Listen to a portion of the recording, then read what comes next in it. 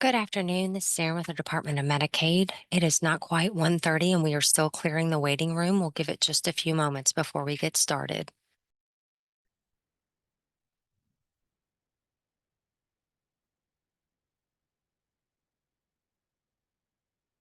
Hi, everyone.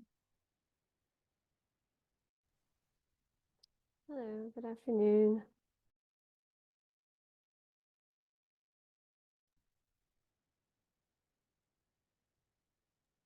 There was a plane going over my head. I wasn't sure if you all could hear that. It's good to see you, Miranda and Arthur. Do we have any other members on? Not yet, but it's not quite 1:30 and we're still clearing the waiting room. We'll give it a couple of minutes.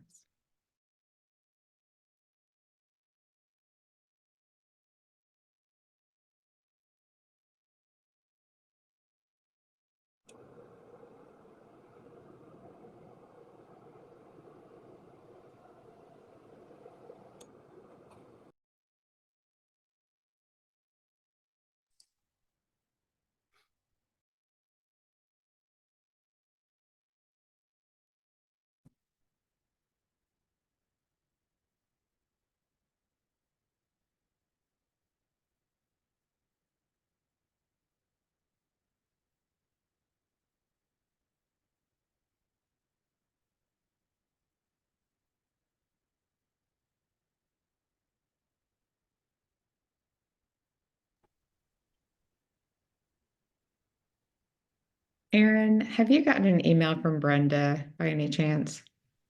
It just came through. Okay. So you're Melanie is, give me just a second. As soon as I can get the waiting room clear, I can get into my calendar and send it to her. Melanie is currently logging in, so I will get it to her just as soon as I can.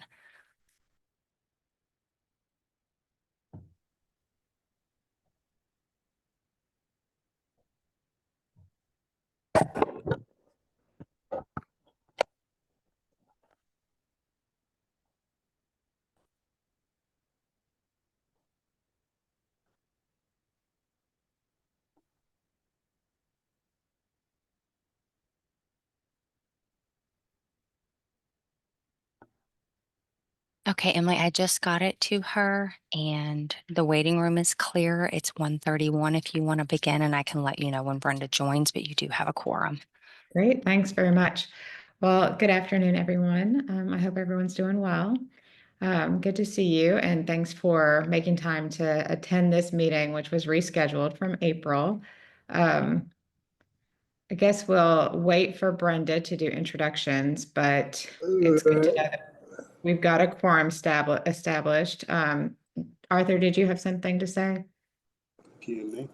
Okay. He said his name is Arthur Campbell Jr. and he's representing PNA. Great. Thanks, Arthur.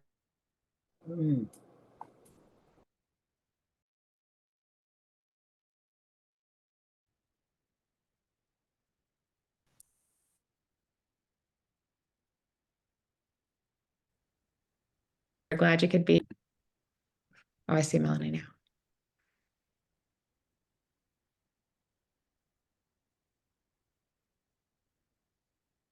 Miranda, are you able to unmute? Yes. You want to just go ahead and introduce yourself? Okay. I'm Miranda Brown, and I am a Medicaid consumer and am here representing Kentucky Equal Justice Center.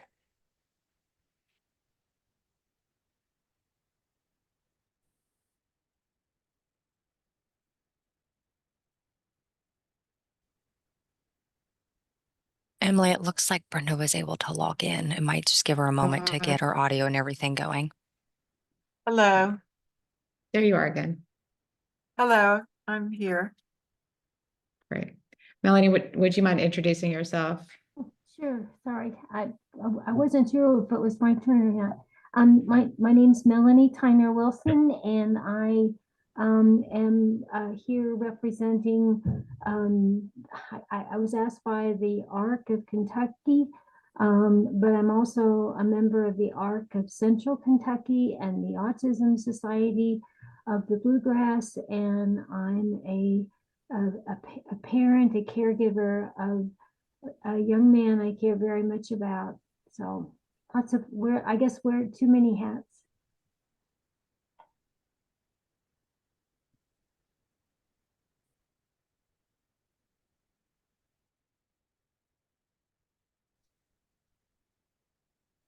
Emily, I think you're freezing a little bit. Did we lose Brenda? Hello. I think you were freezing, Emily. Wow. So Did you hear me when Brenda, if you don't mind introducing yourself? I'm sorry. I didn't realize I Oh, was having I'm, connection issues. I'm Brenda Menino, and I am on the commission to represent AARP.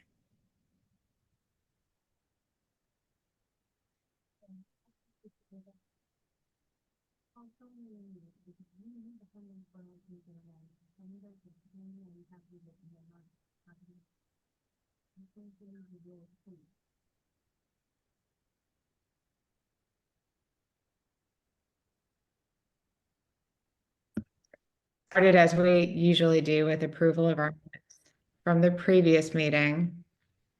Am I still freezing, Erin? Are you having any trouble with my? you're kind of coming in and out. So I believe you said you were ready to approve the minutes. Yeah, and I know that we need to be on camera when we vote. Maybe this will help if I'm off camera whenever we're just discussing. Is this any better? Yes, ma'am, I can hear you. And then when we go to vote, maybe just you can raise your hand if your microphone isn't working when you're on camera.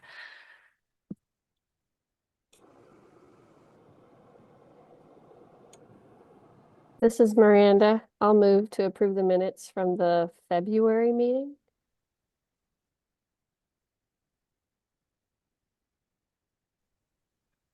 This is Melanie, a second.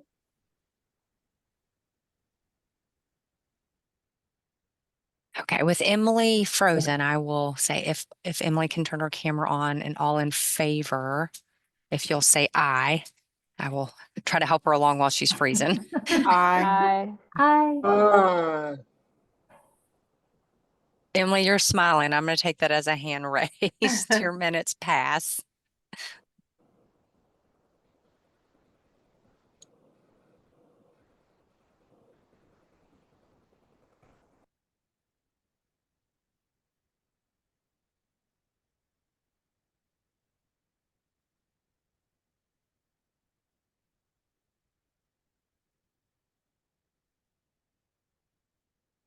Emily, if you're speaking, I can't hear you.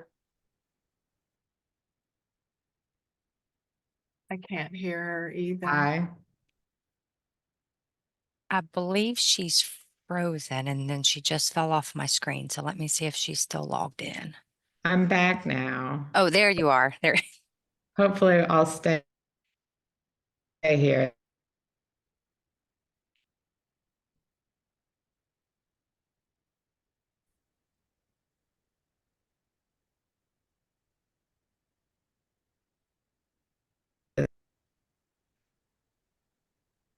How is this? That's better. We can hear you at the moment. If you Great. get frozen, would you like me to continue through the Yes, agenda? please, Okay. and thank you. I do have my hotspot on now, so hopefully we're good. What I was saying whenever I think I dropped was that we can go through the standing data requests, the number of Kentuckians currently covered under the different types of Medicaid. All right. David Derry, I can present this. We have a total of 1,450,000 persons enrolled in Medicaid total right now. 150,530 are traditional, so fee for service, and 466,729 are in the expanded population. Slight dip down to 295 in emergency time limited, and 1,749 are presumptive eligibility. Currently have 572,184 children in Magi Medicaid, with 25,936 in non-Magi. And I'll put those stats in the chat for everybody if they want them. Thank you.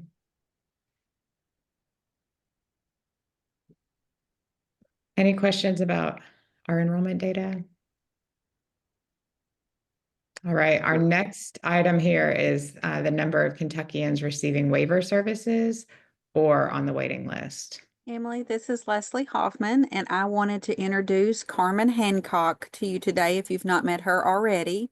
She is our newly appointed, governor appointed director for our long-term services and supports. And she's going to jump right in today. So she's going to give you the information related to the C waivers today. Oh, wonderful. And welcome, Carmen. Thank you, Emily. Thank you, Leslie. Okay, so in terms of the 1915 C waivers, our ABI acute waiver has 269 participants. ABI long-term care is at 426. Neither of those currently have anyone on the waiting list. The home and community-based waiver is 16,862. The wait list there is 4,286. Model 2, we have 15 participants, no waiting list. Michelle P. waiver has 9,933 participants, with another 9,473 on the waiting list. And then finally, SCL, 4,980 active participants with 3,610 on that waiting list.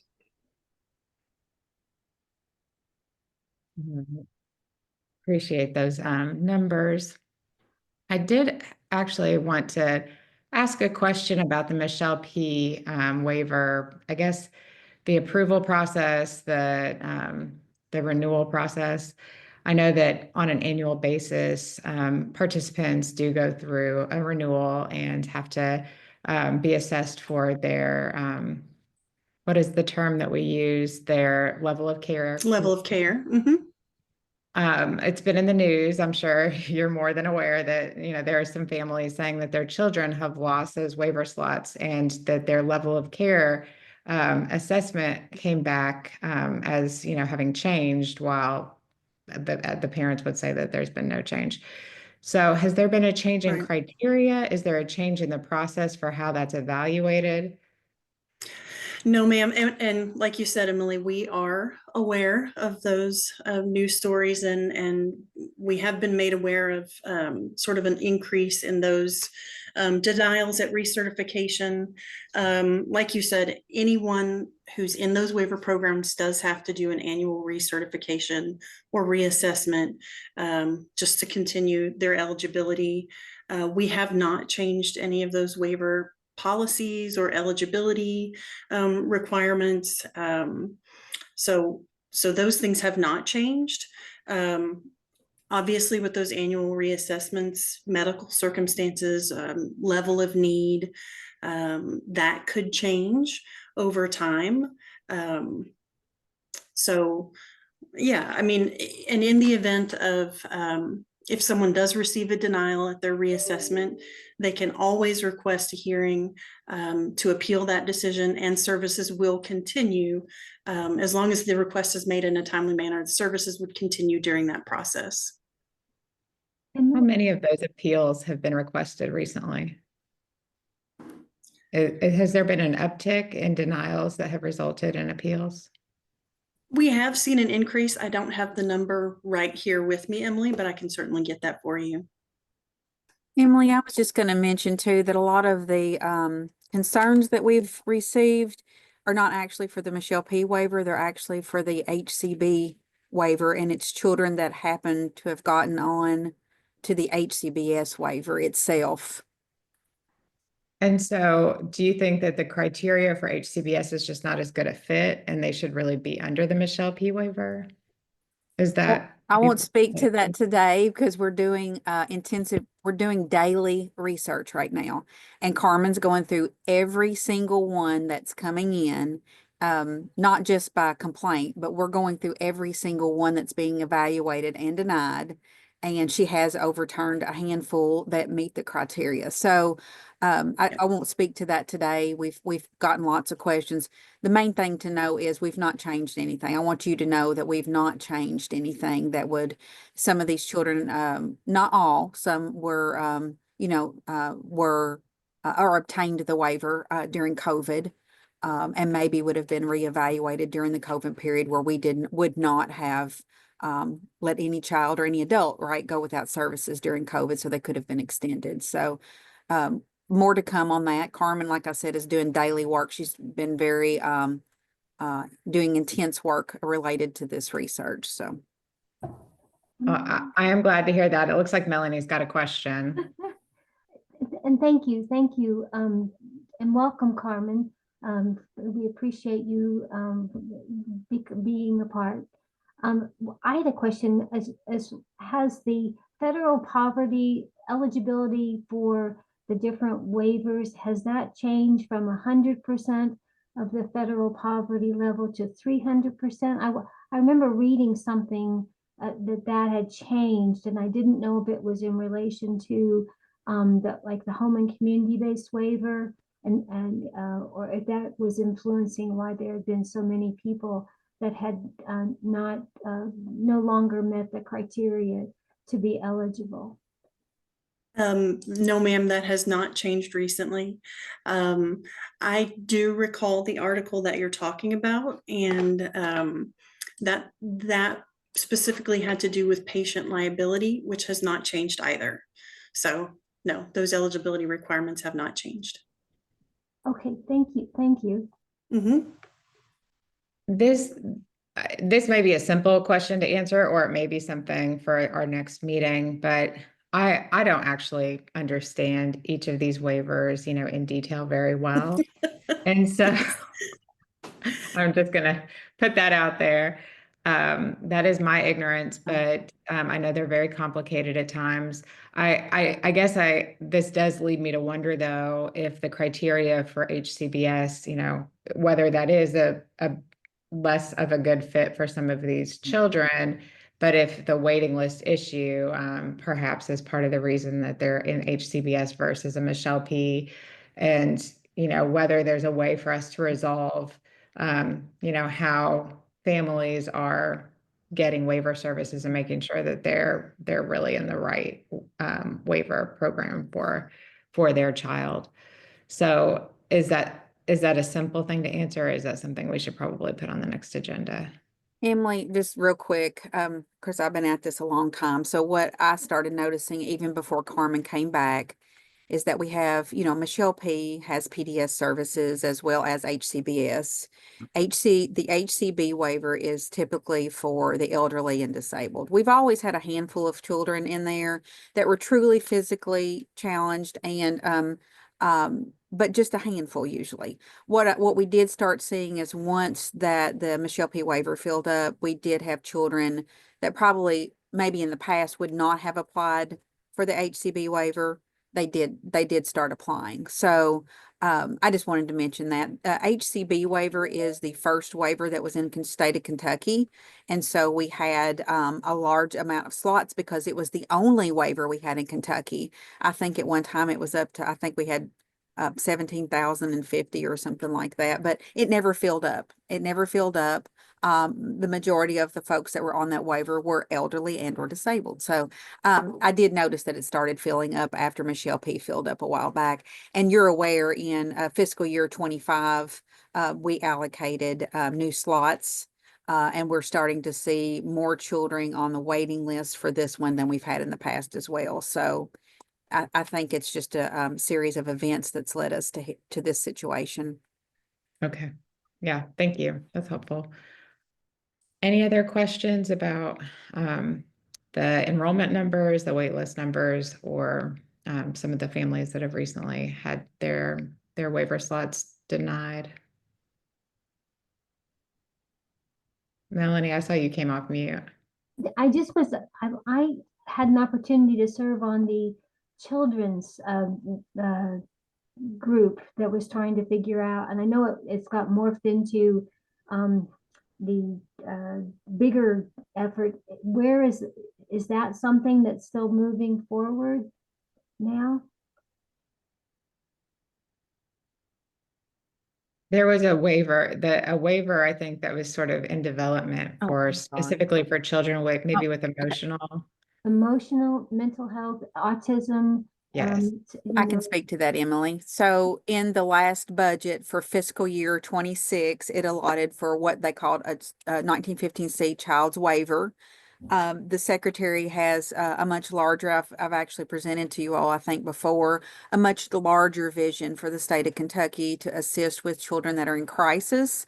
And so that C waiver is going to become part of a multi-year, multi-phased in approach, and you all will hear more about that soon. So a year or so ago, even before we had the funds, I think Pam Smith's group went out and did some feasibility studies for children's services. We did some town halls and work groups with stakeholders. Melanie, you may have been part of that if I remember right. Yes. We have all of that information. And so we gathered all that information, and Myers and Stauffer, who is a contractor of ours, is currently assisting us. So the C waiver will just become part of this multifaceted process that we're working through, and it's called Families First now. So it's a much larger initiative.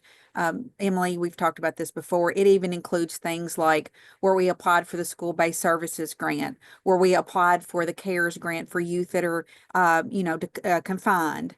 And so all of those pieces will eventually come together into this, what we're calling the Families First initiative, which is a wonderful opportunity for us to develop a continuum of care for Kentucky to help with the children that are in crisis. So you're going to be hearing about more to come on that too, Melanie, as well.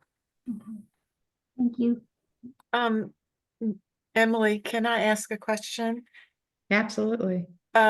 This is to David, who gave us the Medicaid enrollment data. Under Yes.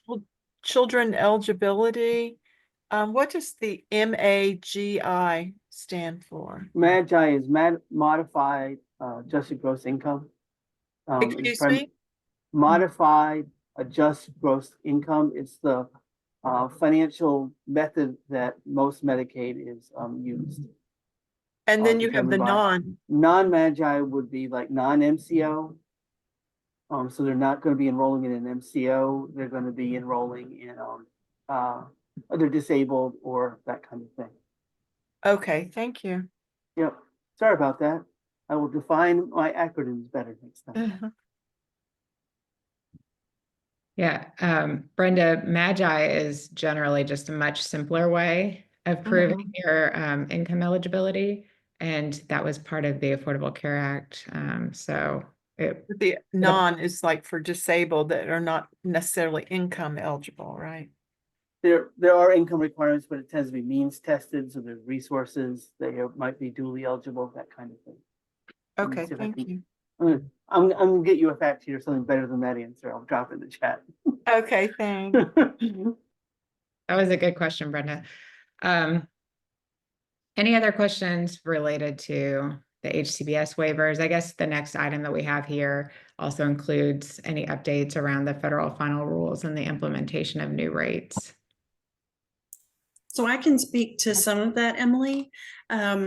We did submit amended waiver applications for the home and community-based waiver and Model 2 on May 1st. So those have gone in, waiting on discussion and approval from CMS as to next steps.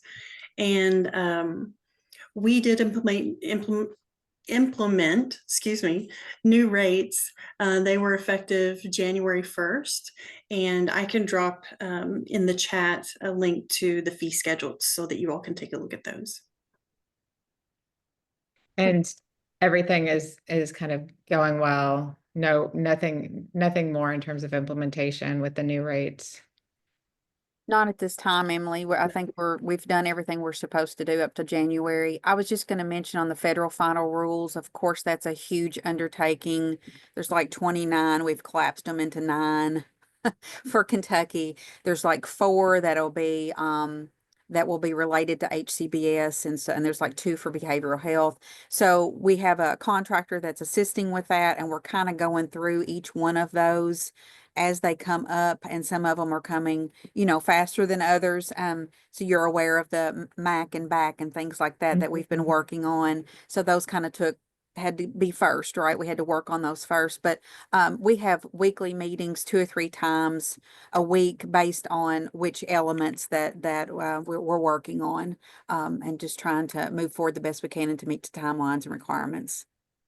As those final rules are, implemented or in process to be implemented, if you could just, update us on what to Sure. expect, what changes will be taking place, that would be helpful.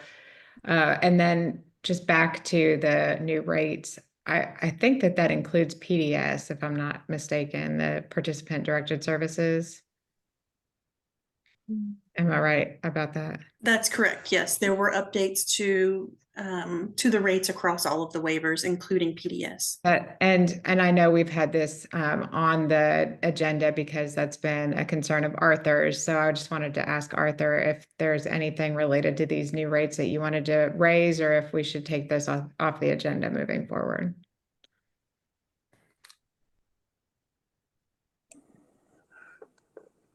No. No.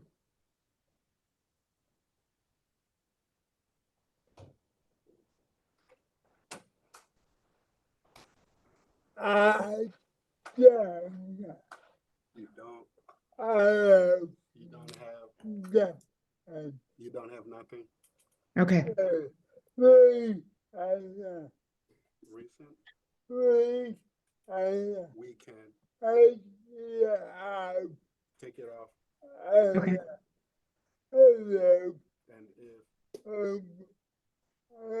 And if something if something comes up, we can. Yeah, we can re-add it if something comes up. Absolutely. All right. Thanks, Arthur. I'm glad to hear there aren't any issues with it. That's good news.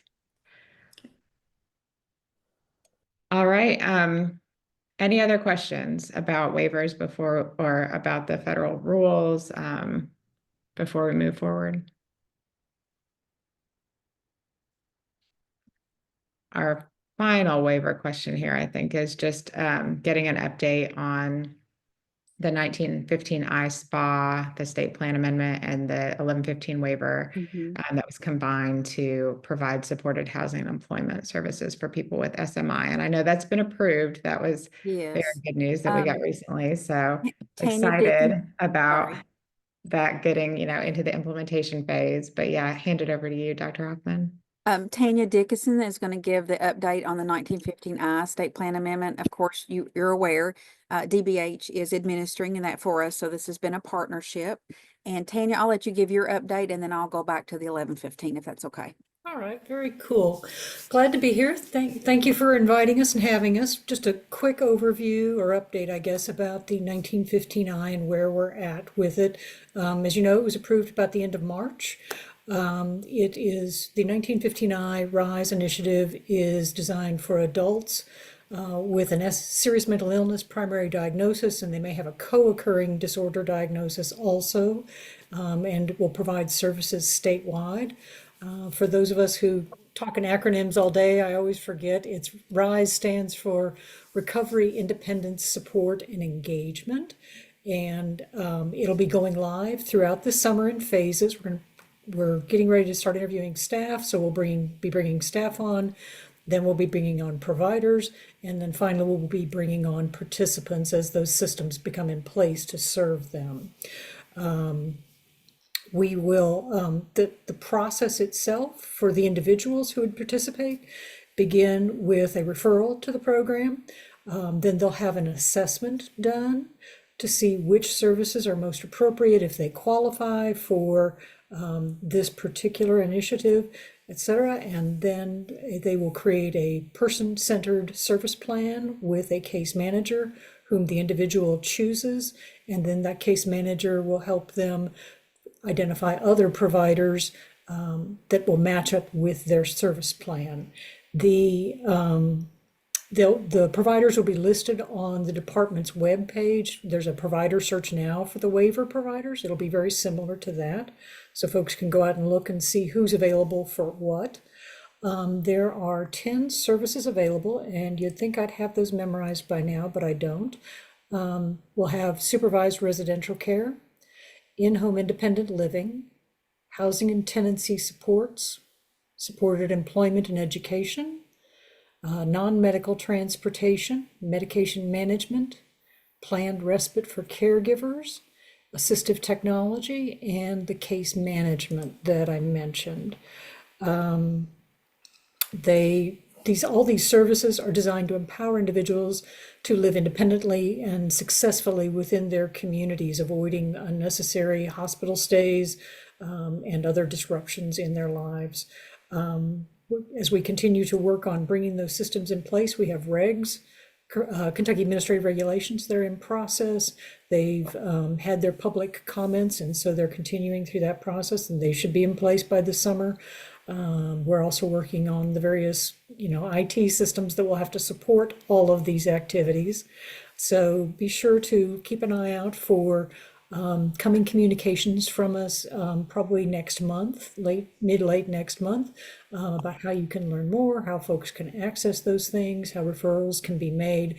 And we already have email boxes in place for folks who are interested in being providers, as well as just a general email box. And right now it's mostly collecting folks' names to include on any kind of email distributions that we make in the future.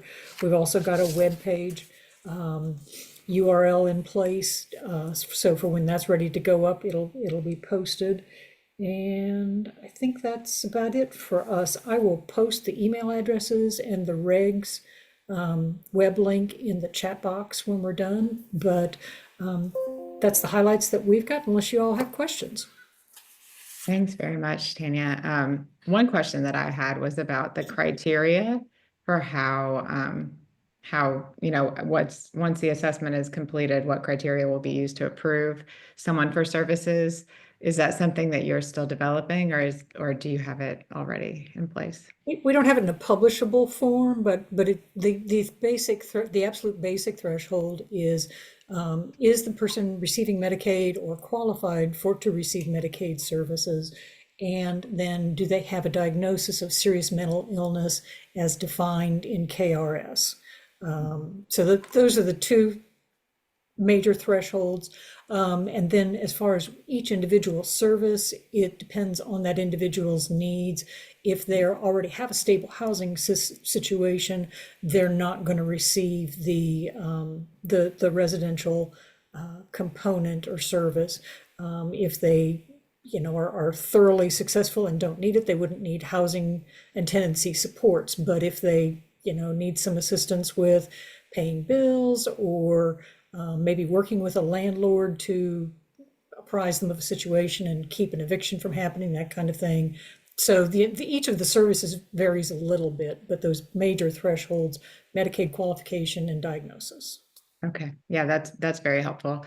And there was a question in the chat about when the state will begin taking referrals. I know you said that there's going to be more information next month. The participant referrals will be late summer, I would say end of August, 1st of September.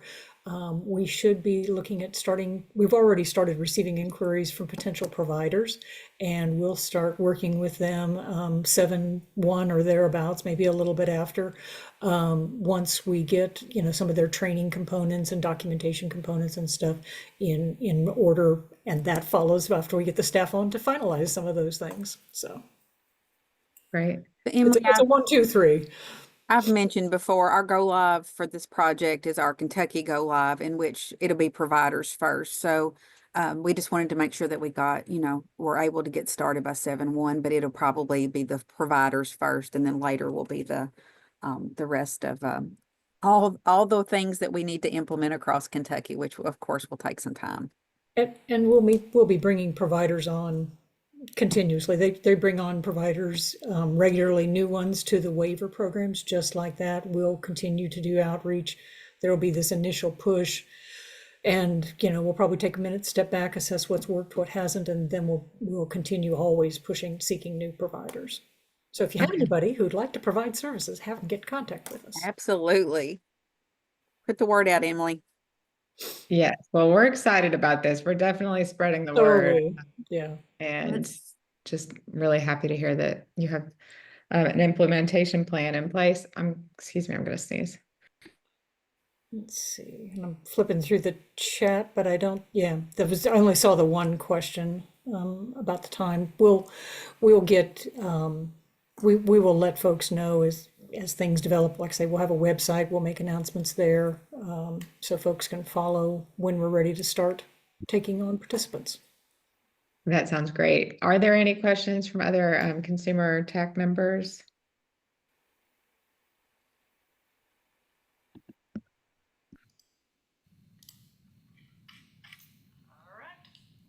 Okay. We're around, and people are welcome to get in touch with me whenever they need. Yeah, well, that is just really good news, and glad to see it moving forward.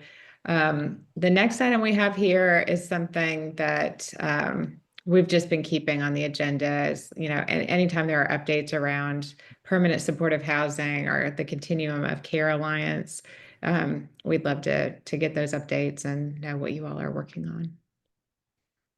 So Emily, I can't remember who usually answers that question, but we still continue our partnership with Kentucky Housing Corporation, and we are now working with the other folks in the state. I think Louisville and Lexington as well. We still have a regular meeting with them twice. I think we have 2 meetings in housing related to just different efforts and initiatives that they've got going on so that we can work closely together. KHC has actually been an integral part in some of the work we've done for the 1915 ISMI. And so lucky to have a partner like that. So if that's the kinds of things that you're looking for, we are continuing that. I don't know that I have anything for you today.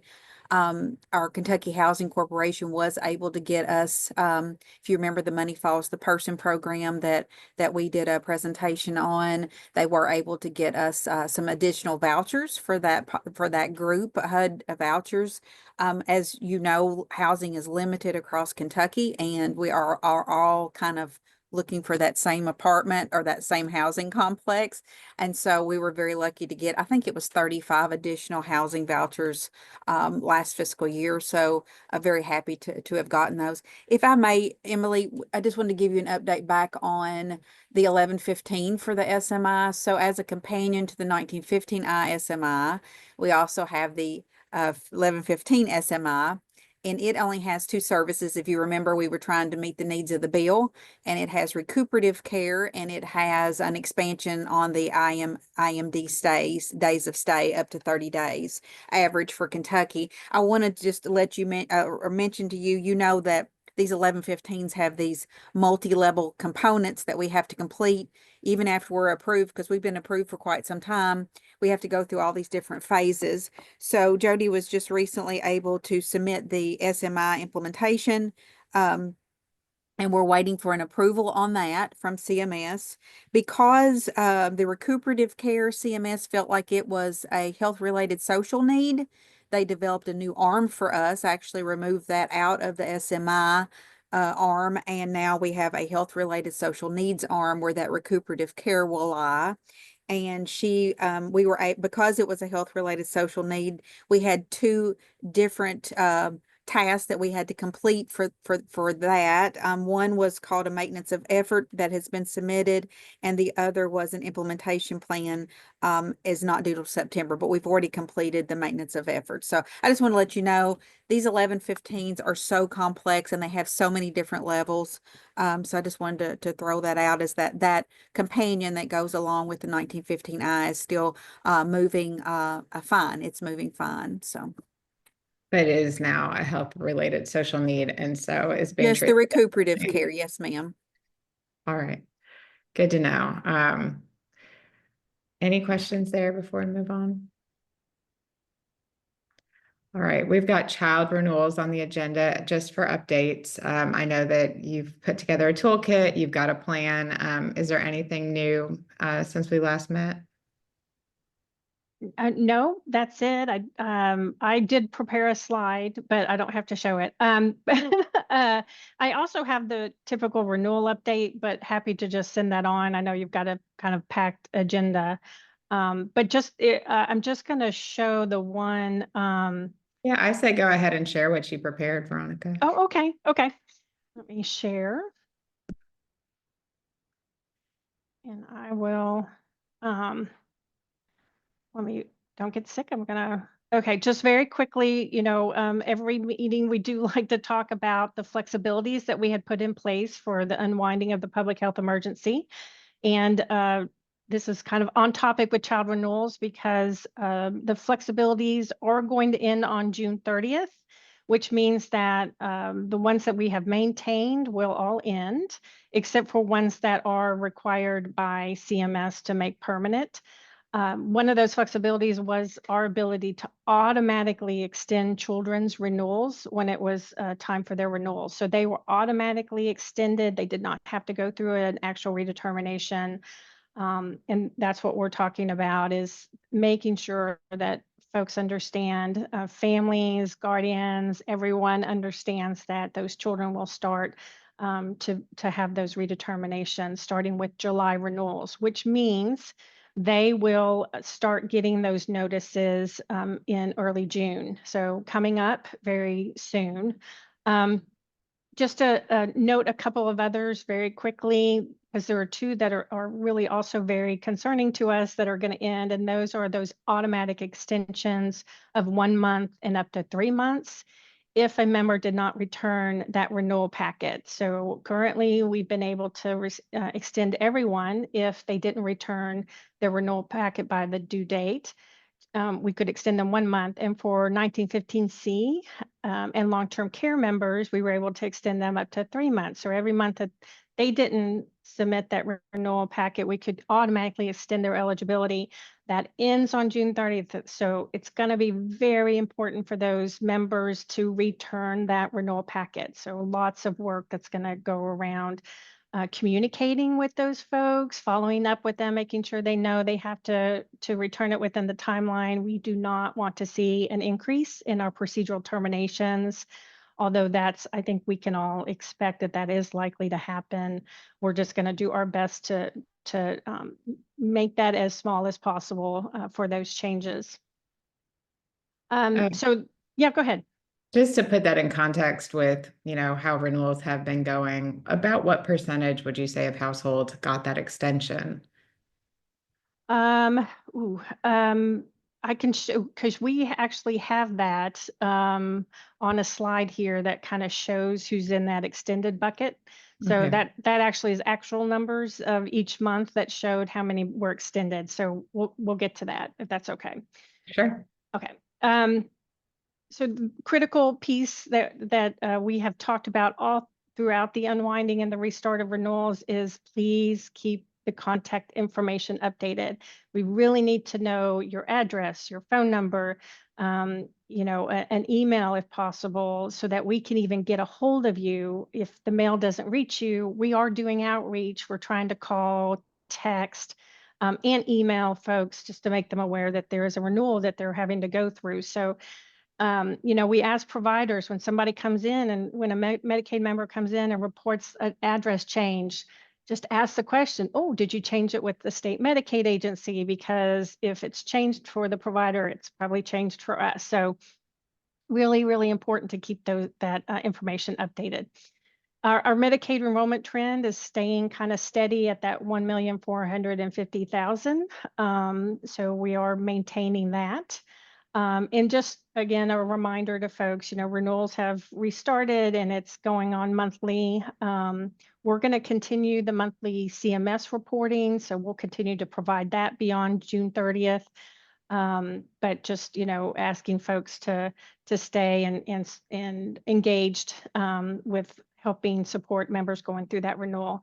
So this was the, oh, this doesn't have it. I apologize.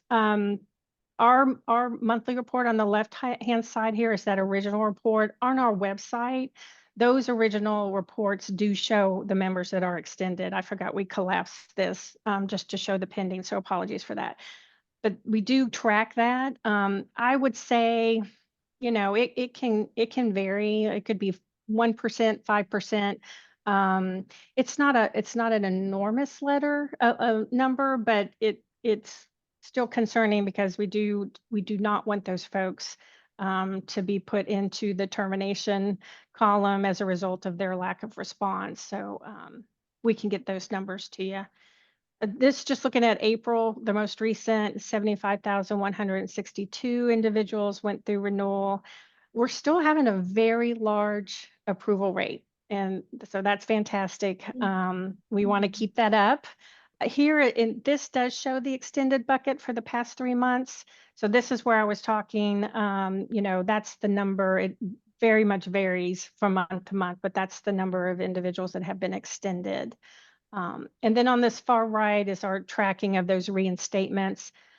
Another flexibility going away is our ability to reinstate someone automatically 90 days from their termination date. So again, if somebody gets terminated and they come in within those 90 days starting July 1, we cannot automatically reinstate them.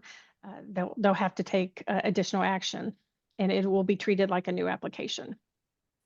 So it looks like that's 11% of 75,000 that were extended in April. So that is a pretty significant number of households that could be in a similar position with child renewals, but those children's coverage would be terminated because you're no longer doing the extension. Extending, that's correct. Yeah, Yep. so you're right. That is something that we're going to need to put more emphasis on. Yeah, absolutely. And keep in mind, so what we do see in this, the data doesn't show it here. We did see a large number actually respond in the extended period. So, which is good. I don't have the number at the top of my head, but it was the majority of them responding within that period of time. However, we just don't want them to have to go through the termination, and we certainly want to avoid that. We talked about children renewals, and this is an example of the different communication flyers that we have out there. We have an actual toolkit. It's an FAQ document on our website.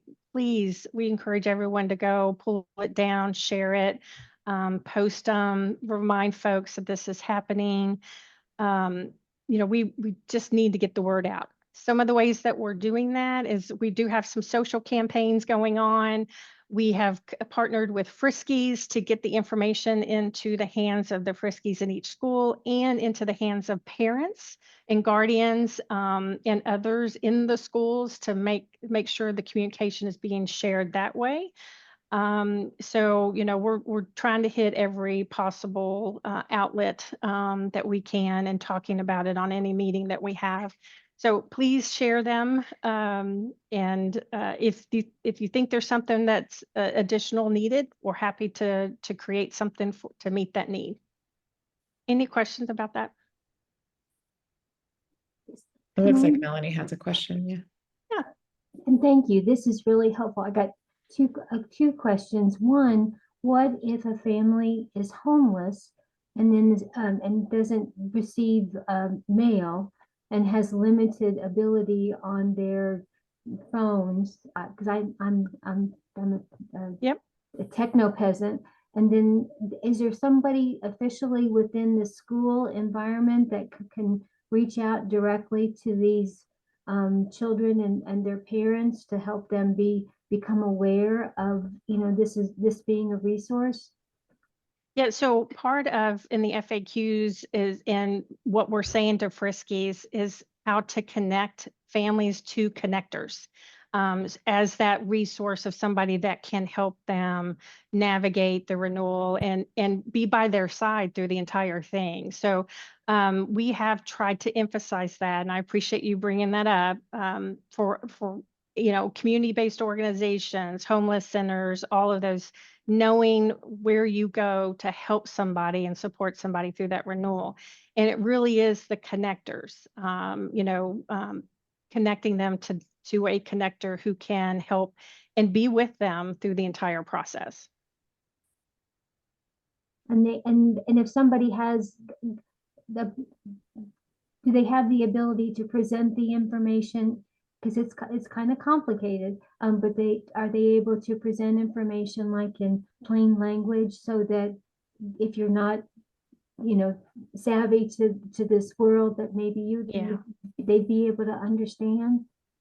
Yeah, we did try to, our FAQs, we really tried to kind of put it on sixth grade reading level. I think it may be just above sixth grade, but we are always trying to do that and include the information that is required, under the federal law on information that we have to provide to a member who's going through a renewal. So, we've done our best, but we're not perfect. If somebody wants to suggest additional language, we did again try to run these through a sixth grade reading level, which isn't always appropriate for everyone. So certainly open if you think that there's a better way to communicate this information. I know there's many schools. I know in Fayette County they have several schools that have health clinics within the school, and I love that idea. I just think that is wonderful. We have connectors go to school kickoff events. Oh, cool. And then various school events throughout the year. So we do have connectors scheduled for back to school events during the summer and at the beginning of the school year. If a family can they go from their current school that their child's registered in to another school that has a health-based clinic there? Is that allowed? Can they travel? Yeah, so now you're talking about school-based clinic services, which is a little different because, if it's within Fayette County, probably so, because it's the county that has the contract to deliver the school-based services. So within the county, that's probably likely so. If it's a county level or if it's the city level, they probably do have the capability of having the kids go to various schools where there's a clinic available. Okay, thank you. Yeah, great questions. I appreciate them. Veronica, I think that this is part of the messaging that DMS is doing already, but I just think it's a good thing to raise here. Income eligibility is different for children. And I think that really needs to be emphasized, particularly for the families where the parents or other, adult members of the family lost coverage after the unwinding, their income increased, something changed with their circumstances and they're no longer income eligible, but their kids probably are for CHIP and for K-CHIP. And so I think we just need to continue to remind people and give them examples of what that income, bracket looks like for kids. Absolutely. We do address that in the FAQ as to why, go ahead and have your kid go, complete that renewal because the requirements are different. And that is part of our social campaign as well as making sure parents understand your income levels is not the same as a child's for eligibility. In terms of the number, we can take that back. I always get nervous about putting out the income levels because it's very different for folks, and how that's calculated. But let us take that back and see if we can find a way to share that information. Yeah, or maybe a range or, examples like a household of 2 or 3 or 4. Yeah. Okay. Yeah, well, I appreciate all of this. And I think that the materials are going to be very helpful. We're all going to have to be sharing this with our networks and just reminding families that this is happening. Did you have more to share? So this is just the website. I wanted to make sure, folks took that down as to where you can find all this information and including those CMS monthly reports. Great, thank you. I think the next thing on our agenda is actually the school Medicaid grant implementation. So I think that ties in well to some of the questions that Brenda had or Melanie had. Hi, good afternoon. Erica Jones, Assistant Director for Healthcare Policy. And we do have a few slides on the school-based services grant. And Erin, if you don't mind going to the next slide. Give me just a second. I apologize. It switched screens on me. Can you see the presentation and not the agenda? Yes. Perfect. Thank you. Sorry about the delay. No problem. Again, since we live in a world of acronyms, Shine Kentucky is the name of the project. And that acronym stands for Strengthening Health Integration and Education for Kentucky Students. Our mission with the project is to ensure that all students have access to comprehensive, high-quality healthcare services within the school setting. And our primary goals include reducing healthcare disparities, increasing the number of services provided as well as the students served, and supporting the long-term sustainability of school-based health services. Next slide. The Shine Kentucky grant basically consists of a short phase 1 and a longer phase 2.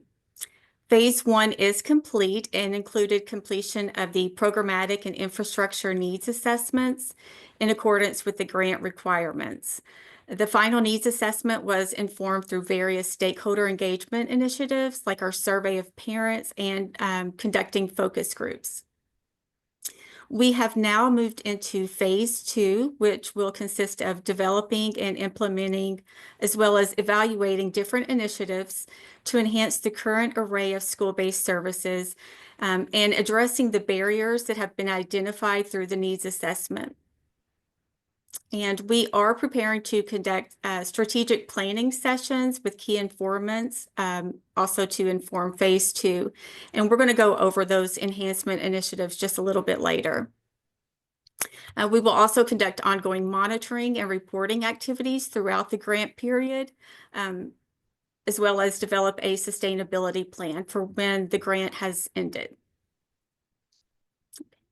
Next slide. This slide is showing the timeline for phase 1 and resources that were used to complete the final needs assessments. We are now strategically planning the development, implementation, and evaluation of those enhancement initiatives.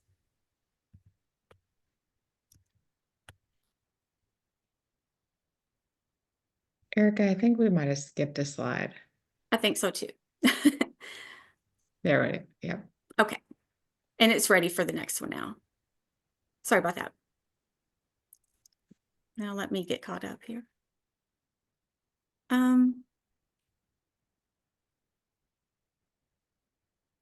Okay, I think we've gone back a little bit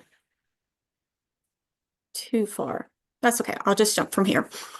We recognize that the voices of parents and guardians were important to the needs assessment work, as well as developing the enhancement initiatives. We sent a parent survey through the Family Resource and Youth Services Centers, the Friskies, in each county, and we also share that survey on our social media sites, and we received over 5,000 responses. We launched a brief survey to parents with children enrolled in Kentucky schools to assess the level of awareness of available school-based services, gather perceptions of school-based services among parents, and also any barriers to accessing those services, understand any challenges of obtaining parental consent, and then collect parents' response to certain solutions for increasing access to school-based services. Okay, next slide. From the parent survey, we found that there is a significant percentage of parents that are unaware of what health services are available in their child's school, but more than 3/4 believe that it is important for schools to provide health services. And there is support for evaluations to determine where students may need additional support. And I know that that font is really small, but you will be provided this PowerPoint as well. Okay, next slide. We also leveraged existing work groups to inform the final needs assessment, and will continue to leverage those work groups for the implementation strategies. These existing work groups include various technical advisory committees as well as student-focused collaborations. And there are some examples there of the technical advisory committees that we've used. Next slide.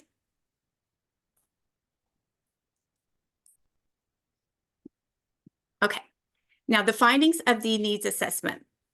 Some of the highlights include a need for physical spaces and technology for school districts to offer health services, including via telehealth. Making sure that any initiatives that are implemented are monitored for effectiveness and the ability to replicate. If something is working well in one county, we want to make sure that we're able to replicate that in similar counties across the state. A need to reduce the stigma related to accessing behavioral health services and school-based health services in general. Parents need engagement and an understanding of the consent for services. We don't want them to think that if their child gets services in the school setting, that that would automatically keep that child from getting services in the community setting. Billing processes can be administratively burdensome, and reimbursements are perceived as inadequate for some services. And school districts struggle in recruiting and retaining providers and administrative staff. Next slide. So now that we have finished completing the final needs assessment and the stakeholder input and submitted that to the Center for Medicaid Services, we have started the strategic planning for the enhancement initiatives. These will focus on provider capacity, building or upgrading infrastructure, reducing barriers in the billing process, and community engagement.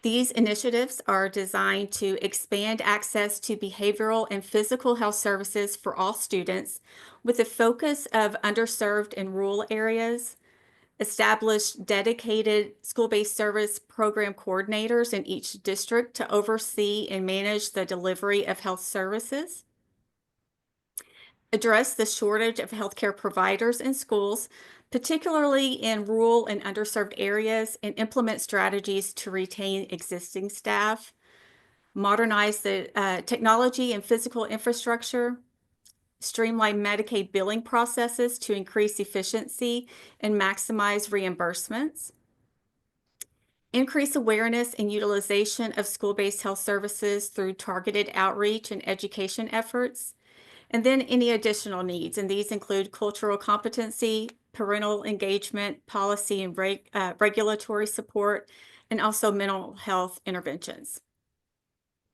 And we will be conducting in-depth focus group sessions and working with this group to design and refine these strategies and tactics. Next slide.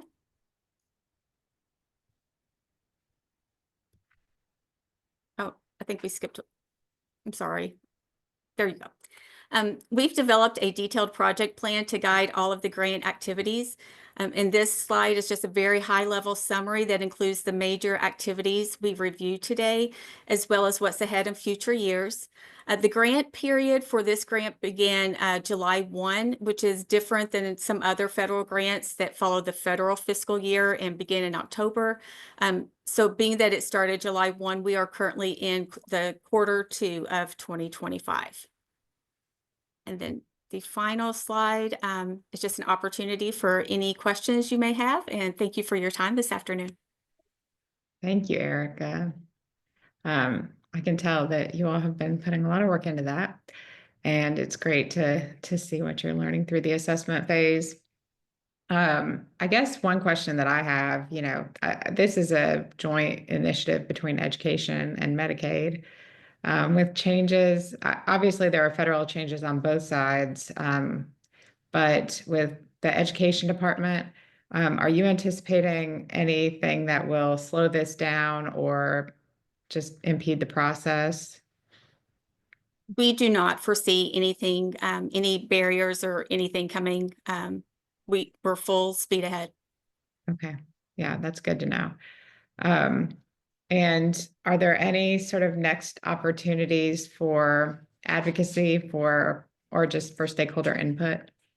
Yes, absolutely. So we have an internal meeting, a Medicaid meeting next week to plan the planning stage. So we will be reaching out to various stakeholders and forming focus groups and other stakeholder engagement projects, and that should occur within the next few weeks or so. Okay, great. Mhm. Any other questions about the SHINE program? I'm sorry, Erica, can you say what the SHINE stands for again? Yes, it's strengthening health integration in education for Kentucky students.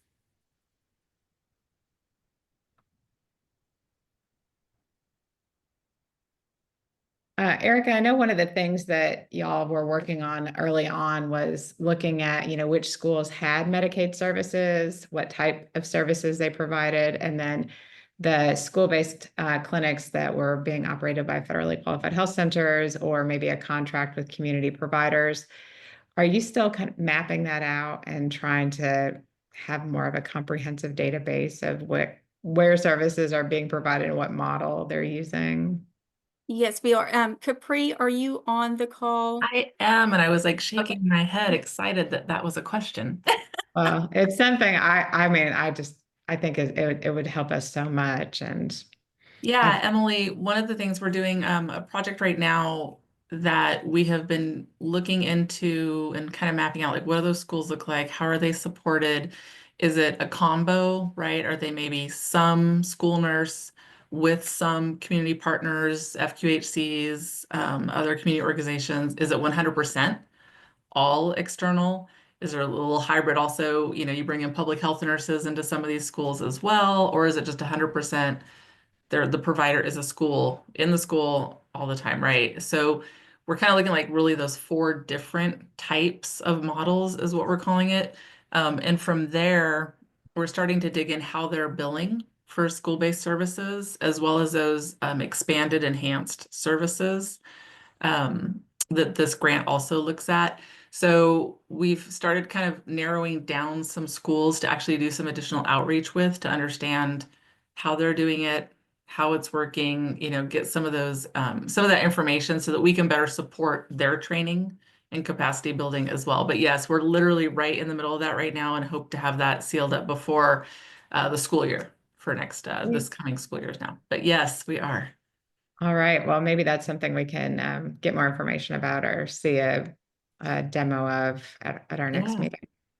Absolutely, would love to. Thanks. Other questions? Our next item on the agenda is language access, which we've, of course, discussed, gosh, I think for probably the last year at this point. Just wanted to get an update on where the informational materials are at, and if you have anything else that you want to show us. We appreciated, what you put together before, and I know made some recommendations, and are just wanting to see what progress has been made.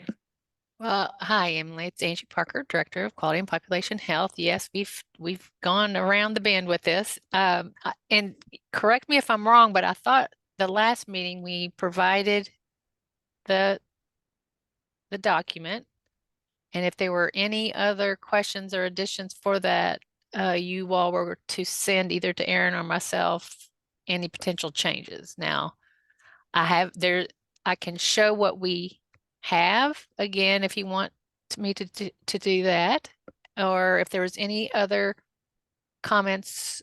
Angie, that you are jogging my memory. It may be that we had said, I think Miranda, you were going to take a crack at it, and some of our feedback was just on, adding in information about what to do if you couldn't find services or language line numbers. But Miranda, did you have anything else that you wanted to see changed on the materials? I think I did, and forgive me, I had not sent anything, and I'm having trouble finding the materials. I think it's between not being in KJC anymore, and I just can't find them anywhere. Well, I mean, I apologize if you did send something and I missed it. So that's why I was kind of want to make sure that there wasn't anything I missed too, but I can certainly send this to Aaron and get it back out to you, Miranda. It's not a problem. And I can show it briefly here if you want me to, or just go ahead and send it back if you want to save some time, however you want to do it.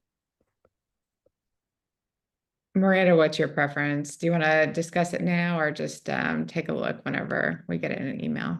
I'd rather take a look later. Okay. Okay.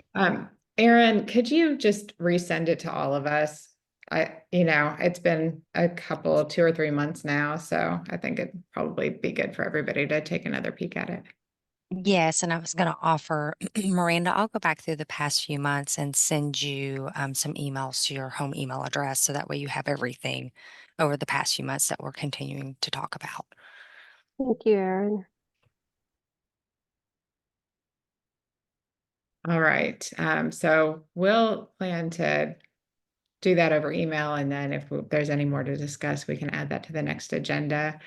We are now to new business on our agenda, and I really do want us to have some time to talk about the proposed federal cuts, what Congress is currently considering as far as cuts and other changes to Medicaid funding and eligibility.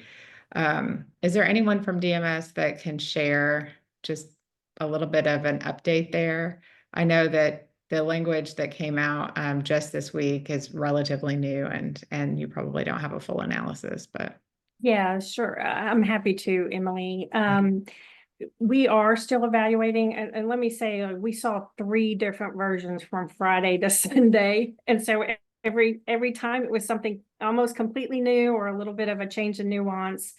And make sure folks understand. So what's happening is the House Energy and Commerce Committee, the U.S. House of Representatives, is marking up what's called a budget reconciliation to try to meet the president's requirements for a reduction in costs. And so Energy and Commerce has taken a look at the different aspects of the Medicaid program and are proposing what they could do to try to meet some of that cost reduction. It's very important to understand that they did release something on Sunday. It's being marked up. It started to be marked up at 2 o'clock today. So the official markup is happening as we speak. And what ends up coming out could still be completely different. Some of the, because anybody can go out and see the proposed reconciliation that was released on Sunday. And it does include several impacts to eligibility. Some of them are probably a little less impactful than others, such as address verification, the use of the Social Security Administration death match file, and several other things we're already doing. Like we had implemented a couple of the requirements already. So I think the ones that we're just closely monitoring include things like a redetermination for expansion populations every 6 months. That would be a change. We currently do that annually. Potential cost sharing for expansion population over 100% of the federal poverty level. That will be an absolute shift. As some of you may be or may remember, we really worked hard to remove cost sharing for the entire Medicaid population. So certainly having to reimpose those, it will be a new change. And a community engagement requirement for those between the age of 19 and 64. There are numerous exemptions listed in the draft that was released. And it would have to be required verification both upon enrollment and annually. We were kind of surprised at some of the exemptions that are in there. We're happy to see them, and we'll just have to see what ends up coming out. But there is the 80-hour requirement, and it could be education, so full-time students would be excluded. It could be volunteer work. So there are several things that could qualify. But again, the details of those are not known, and so without that level of detail, it's really hard to determine how many of the members in Kentucky Medicaid could potentially be impacted with those changes. Just maybe a couple of others that could affect our overall Medicaid program. And that has to do with provider taxes. We do utilize provider taxes to pay the state match for services. You probably have heard us talk about that with hospitals, with ambulance services. So there's a lot of discussion around provider tax. However, what we understand currently in the current version is that if it's already established, that they are likely not going to change those. So Kentucky already has ours established, and we may not see any changes to those. A couple of other, kind of the rest of them are just really process or administrative related. So I don't really feel like they're going to have a major impact on the Medicaid member. But certainly, again, we're going to be monitoring what ultimately comes out. I would like to also just make it very clear, this is the House version. It has to go and, be reconciled with the Senate. There's already separate conversation going on about what the Senate is going to approve and not approve. So we are a long ways away from understanding what the real impacts are going to be to the program. We're trying to evaluate them as quickly as they're coming, but really, we're going to want to do a very thoughtful review of what does ultimately come out and understand that that's just Congress's legislation. The CMS, the Center for Medicare and Medicaid Services, will have to issue guidance to the states on what does the implementation look like. So even after whatever comes out from Congress, it's very possible, we are looking at CMS's implementation and interpretation of that and how that will affect each state. I'm happy to take questions. I don't have a lot I can probably say more than that. I think that was a helpful summary, and very much, your point taken that this is just a proposal. It's the House's version. There's a lot that is absolutely going to change between now and whenever they, take something to the floor for a vote. Now, the House is actually likely to move pretty quickly, but once it gets to the Senate side, I do want to flag just a few things that I think are important for context. The CBO, the Congressional Budget Office, has conservatively estimated that 8.6 million Americans would lose Medicaid coverage, I should say. And additionally, that another 5 million would probably lose their marketplace plans because they could no longer afford them with the enhanced subsidies going away, expiring at the end of the year. So these are estimates, again, based on the proposal on the table, but that we could be seeing about 14 million Americans becoming uninsured. And we don't have state level data just quite yet on how many Kentuckians are estimated to be uninsured. But if you think about the success that we've had with ACA implementation, with expanding Medicaid with Connect, our success means that we are disproportionately going to be impacted by these changes as well, because we have more people who are enrolled in Medicaid expansion who are taking advantage of these enhanced subsidies. We had the second highest enrollment in Connect just this year. And so we will see a lot of people losing coverage if this goes through.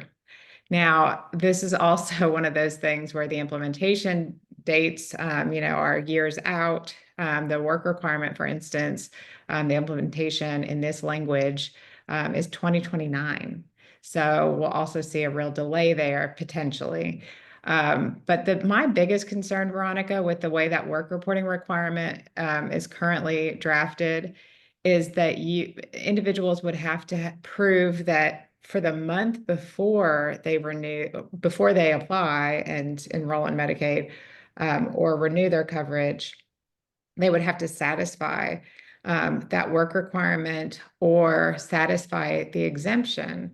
And while there may be times when, having a SSDI or I should, just having something, I guess SSI, that would, prove that you fall into a category, maybe something that the state already has, a data source for and can do automatically. But I think in a lot of cases, including a lot of people with disabilities and a lot of people with a substance use disorder or some other condition, even caregivers, there's a exemption for parents of children, but like what happens with informal adult relationships and other caregivers in the household who may not be like the official head of household.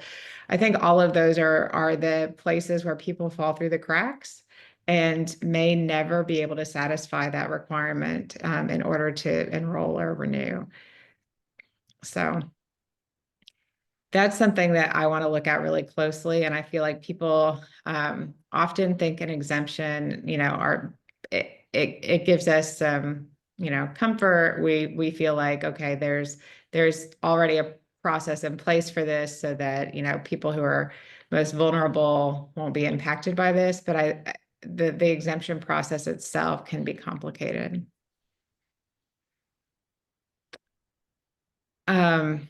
One other thing that I wanted to just raise as far as what we know of the proposal so far, and a question, I guess, for you, Veronica, with provider taxes. I know that the hospitals have been grandfathered in with the average commercial rate for their hospital rate improvement program, and I'm sure that's been a big relief for them.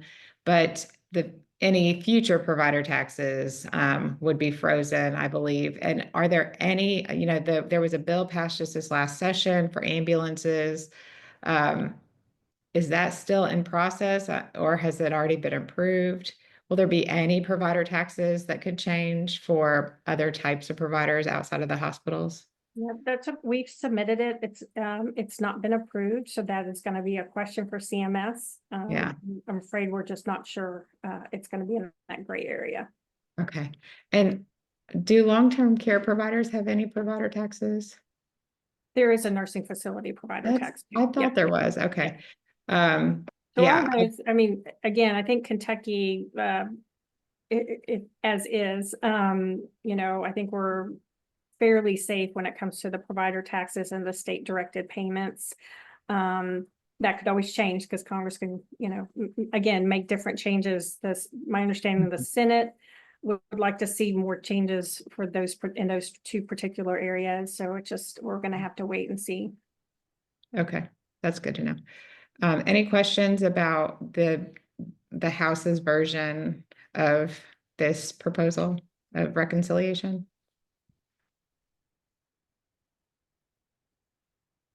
Okay.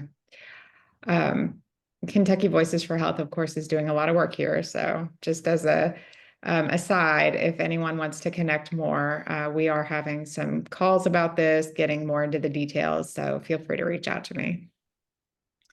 The next item here is the impact of Medicaid-related legislation that was passed during the 2025 General Assembly. So primarily House Bill 695, but there were also some other bills, including, is it 495? I don't have the number in front of me. 495. The 495 was also amended by 501. A lot of people didn't catch that. So. Yes, that's right. Well, and even 695 was amended at the last minute. That is correct. Because the MCO contracts or the RFP that was, originally set to, I think it was required to have new contracts in place by 2027, that was removed from the bill at the last minute. Well, as far as, the impact of this legislation and what next steps are being taken, could you just give us a little bit of an update there, Veronica? This is, again, a kind of a challenging area as, the governor, I think, navigates implementation. So let me say, at least for House Bill 695, which is kind of our big lift, that's a whole bunch of additional reporting that's going to be required. Approval. So for folks who aren't familiar with the legislation, any change in eligibility services or coverage, we will have to get express General Assembly authority for an approval. And except if it's federally required. If it's federally required, it goes down a little bit of a different path, but everything that we file, any state plan amendment, any waiver, does have to concurrently be sent to LRC, the Legislative Research Commission, and various committees at the time that we submit it to the federal agency. So that's kind of a change, and we're having to track. So just, if there's a fiscal impact analysis that's required for us, and we have to look 2 years for cost savings for any legislation or any changes in eligibility services or coverage. So those are kind of I'm probably distilling it a little too easily, because I can assure you it's going to be a major lift for us to have to stay in compliance with all of that. And then the legislation is the creation of a new Medicaid Oversight Advisory Board, MOAB. So we understand that the Legislative Research Commission is pulling that together, but we've not been given any information about when it's going to start to meet, or who those members are going to be. There's a lot of appointees by the General Assembly on that board. So we're just kind of waiting to see about that implementation. And then kind of the last sort of different piece to it was the requirement of a behavioral health scorecard. And so our Department for Behavioral Health is working kind of with us and some other agencies in the cabinet on the creation of that behavioral health scorecard that has to be in place by the end of the year. So we're just starting the initial work on that. Yeah, thank you. The behavioral health prior authorizations are also going, they're being reinstated. So related to that scorecard. And I know on a separate call, we had been told that, I think it was you who had shared that the MCOs will be doing trainings or having, one-on-one support. Is there any update on when some of that will be happening? Yeah, several of the MCOs have already sent out their notices to providers. We are collecting. I think we just maybe have one or possibly two that we're still collecting the information about when their particular training is going to be, and then we're going to send that out. We'll share that widely to make sure providers know about how to navigate that and the restart. We fully understand that there are providers that have never had to do a prior authorization in the behavioral health space because they're brand new. But, we're here to try to help them navigate to the best that we can and be in compliance with the legislation. So just know that, and, we've really pressed upon the MCOs to also be very understanding with providers having to navigate that, going back to navigating that. We're going to be monitoring it very closely too. Good. Glad to hear that. I know that, the providers are getting this information. Will consumers or the Medicaid beneficiaries be hearing from their providers that they need to go through this process to, get a prior authorization for maybe a medication or for a service, or will they be hearing from the MCO or both? That's a really great question, Emily. I believe there's communication to their members as well, but let me double check that. Okay, thanks. Does anyone have questions about any of the legislation that Veronica mentioned or the implementation? One other question that I have, and if other folks have questions, I'll come back.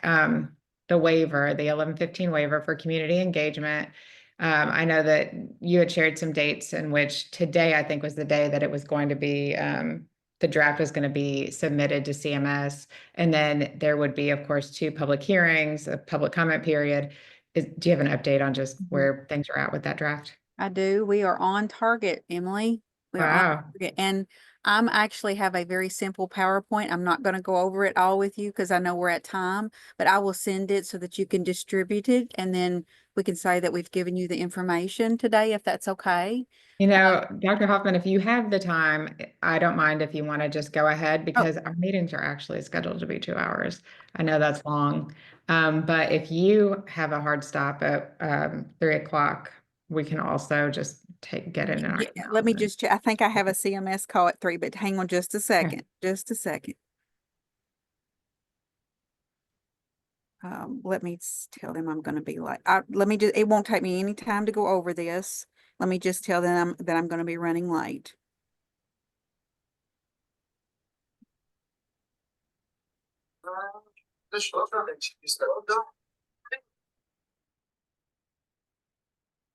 There, I okay. will say, so there's a lot of going on during this meeting. And the other thing that happened during this meeting is the posting of the waiver.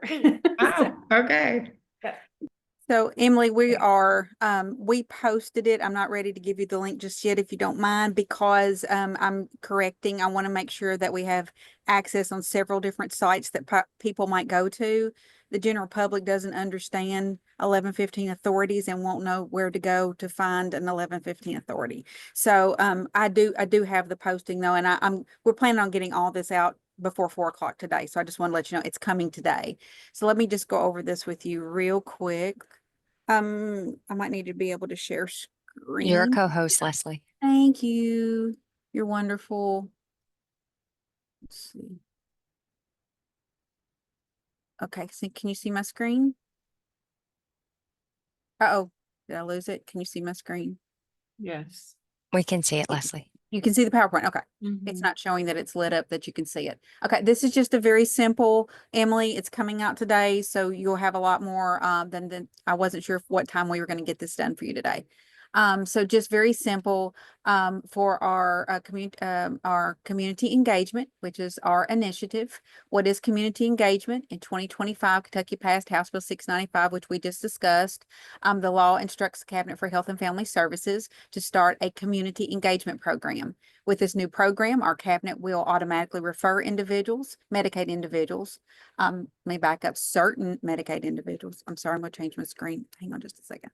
Certain Medicaid individuals to the Department of Workforce Development for job coaching and support and assistance. Leslie, it just disappeared. Oh, can you see my bumblebee now? That's great. Okay. Yes. And lots of documents. We can kind of see your bumblebee. Yeah, that's just 1 week of documents for me. No, I'm teasing. And then, of course, with workforce development, they will reach out to the members to provide information about the assistance. The bill also called for what individuals that this might apply for. So it is for our Medicaid expansion eligibility group who have been enrolled in Medicaid for 12 months, are between the ages of 19 and 60 years of age, are physically and mentally able to work as defined by the cabinet, which we can go over that, and are not caregivers of dependent children under 18 or dependent disabled adult relative. So that's the big pieces. There is a piece that'll come out, of course, about all of the exclusions. I know you said that you are worried about the exceptions. A lot of those already cross-reference. I was very pleased to see what already cross-references in our SNAP system, which is a lot. So I was very pleased with that.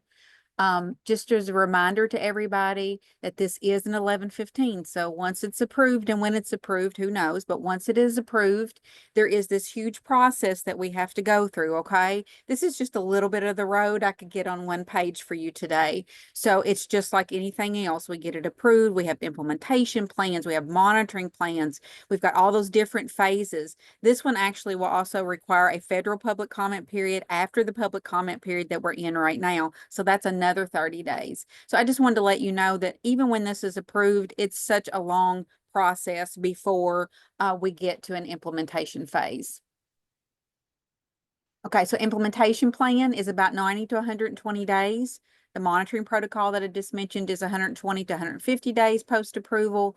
Evaluation design is between 120 and 180 days.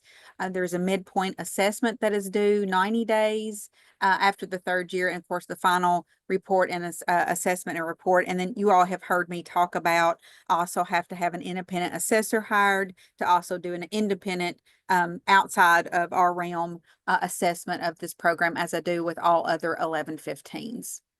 So your time frame right now is April the 4th to May the 13th that we developed the waiver very quickly. We are very proud of the team that pulled together to get this done. May the 13th through June the 12th will be the public comment period. So if everything works out, we should have the links out to everybody and on all the listservs before 4 o'clock today, and all the TACs as well as the MAC. Ombudsman's office, lots of folks are on a list for us to make sure we get this out today. And then we plan to submit the actual waiver to CMS with all the public comments, the Q&A that we did and completed, and also there will be 2 forums. I'm going to share that with you. We will submit all that to CMS on June the 25th. And as I said before, we're on target. I've been having regular meetings with CMS and that they know that this is coming. There are lots of processes with CMS to ensure that our applications are complete. They said that we are looking good towards completeness. So again, we are sending out the public comment today on May the 13th. We will conduct the public forums on May the 22nd, Emily, which will be will be virtual only, and it will be the MAC meeting. So everybody that's on this call, I'm sure most of you participate on the MAC. We will be having that from 10 o'clock to 11 o'clock during the MAC meeting. The meeting starts at 9:30 and we will just be part of the meeting doing a public announcement. Then we will also have on the 23rd, which you should be getting today, an in-person only at the Transportation Auditorium here in Frankfort. And it will be on the 23rd, and our tentative time right now is still 10 to 11. So again, we're planning on submitting this demonstration application June the 25th. If you need additional information, Emily, you can reach out to me at any time. I'm fine with that. Mark it high priority if it needs to be, but you should be getting all the information today. All right. Well, thank you. Yes, ma'am. It is impressive that you all have been able to do this in such a short time frame. And I do want to just encourage all of our TAC members, everyone on this call, to review the waiver application and participate in the public comment period. I'm sure that KVH will be putting something out relatively soon about that, but we'll be promoting these forums as well. Yes, so any questions about the waiver right now? Okay. Thanks, Thank Leslie. you. And I'm going to hop. I So thank you appreciate so you much. staying on for a few extra minutes. Yes, ma'am. All right. Our next item is one that I'm excited about, the Beneficiary Advisory Council. That was something that CMS has required states to do, although they may or may not stick to that. But I think Kentucky is moving forward one way or the other. And I am excited to see how this develops. Veronica, do you have updates to share there? I sure do. Let me share. And I'll try not to take too much time. As Emily mentioned, there was a change in federal rule, and that has prompted us to have to make changes to the current Advisory Council for Medical Assistance that has been referred to as the MAC, but it's requiring us to create a new Medicaid Advisory Committee that will also be called the MAC. As well as a Beneficiary Advisory Council. Just wanted to walk through, we did try to propose legislation in the 2025 General Assembly, but we could not get that passed. We have drafted some regulations, but we don't have the date that that's going to be filed yet. So we did make the decision on April 28th to go ahead and launch the changes to be in compliance with the federal rule. Because we couldn't get the state statute change that currently covers the current advisory council, all we're doing is really folding in the federal requirements that are not in the state law and other pieces that make us compliant. So the new Beneficiary Advisory Council, it is going to be 15 members. 10 of the members are going to be current or former Medicaid members. And then 5 are going to represent parents, guardians, or caregivers. And those caregivers could be paid or unpaid. The federal rule requires a certain number of the BAC members to be on the Medicaid Advisory Committee. It's up to 25% by a certain year, but Kentucky's going to go ahead and implement the 25% as we launch. So that means with the number of members that are on the Medicaid Advisory Committee, we're going to need 7 members from the Beneficiary Advisory Council that will have to be on the MAC. There are already 3 Medicaid members represented on the current advisory council. So the plan is to keep those 3 positions and then add 4 others. So there will be a total of 7.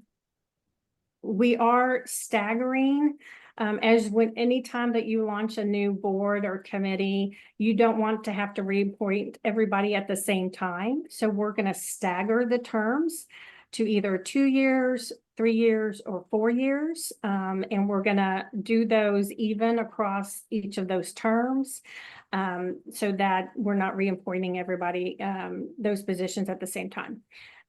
Members cannot serve back-to-back terms. This is a requirement in the federal law. But you can be reappointed after a period of time. So after 4 years, which is what the term is going to be after the staggered terms end, every member will have a 4-year term. Then they can be reappointed after that 4-year term. We are looking for members across the state that represent all the various populations that are part of that make up the Kentucky Medicaid program. So we're really going to be focused on making sure that the managed care program members are in, the fee-for-service members, nursing facility, 1915C, home and community-based waiver members are represented.